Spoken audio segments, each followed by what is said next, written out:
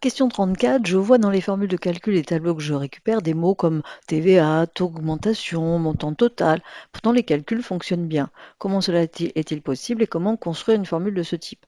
En effet, s'il s'agissait de mots écrits en français, hein, de termes, le calcul ne pourrait pas fonctionner. On ne peut pas introduire dans une formule de calcul des lettres.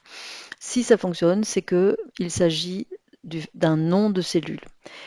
C'est quelque chose que j'ai évoqué dans d'autres cas quand j'utilisais des dollars et que je disais préférer utiliser un nom dans une formule, c'était plus élégant selon moi.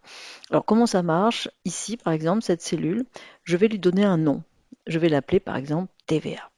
Comment cela se passe-t-il? Vous voyez ici, il y a une zone où je vois apparaître la référence, mais si j'approche ma souris et que je la bouge pas, bizarrement, vous voyez, ça s'appelle la zone non.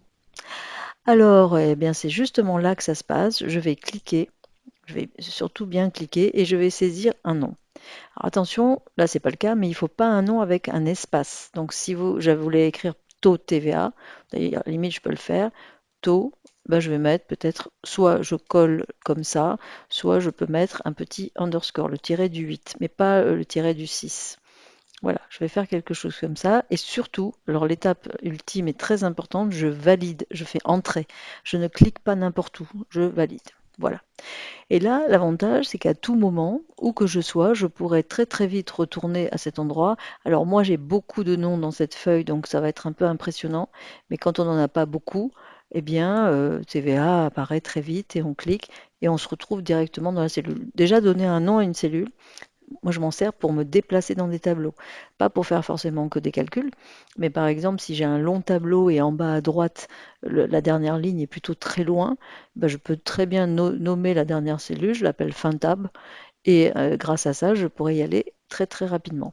Alors là, on va l'utiliser dans un calcul, c'est encore mieux. Je clique sur la cellule, égale, je clique sur mon montant, multiplier, je vais tout simplement cliquer sur la cellule et comme elle est nommée, eh bien c'est le nom qui apparaît et non pas la référence de cellule. Et là, il n'y a pas besoin de dollars qui tiennent. Une fois que je valide, je peux immédiatement recopier ma cellule puisque de toute manière, je recopie un nom et donc qui sera évidemment applicable à chaque fois.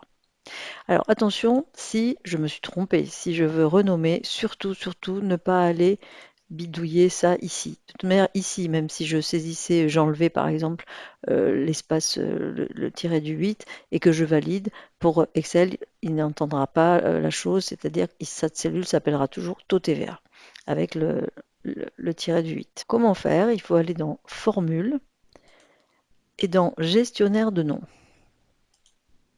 Je vais donc retrouver tous mes noms, TVA étant à la fin. Et ici, soit il s'agit de le supprimer, soit éventuellement, je vais le modifier. Et le modifier, c'est lui donner peut-être, voilà, par exemple, supprimer l'intervalle, enfin le tiret du 8, et voilà, et je clique sur OK. Et à ce moment-là, le nom de ma cellule, et évidemment, la cellule, enfin le nom a été renommé dans tous les endroits dans lesquels il apparaissait. Bien sûr, c'est automatique. Donc donner des noms, c'est vraiment intéressant et on verra dans d'autres fonctions qui le nécessitent qu'on peut très bien nommer une plage de cellules. Dans certaines fonctions comme la recherche V, notamment, on a besoin de faire référence toujours à la même plage. Or, si on recopie, on aura un problème comme on a eu quand on n'avait pas mis les dollars. Et par exemple, cette plage, je pourrais très bien l'appeler client si je veux. Voilà, ici, je clique, client, je valide. Et à partir de maintenant, cette plage s'appelle client. Ce qui fait que si, à la limite, j'ai envie de la sélectionner rapidement, eh bien, bon là, encore une fois, il y a beaucoup de noms, mais normalement, on n'en a pas autant.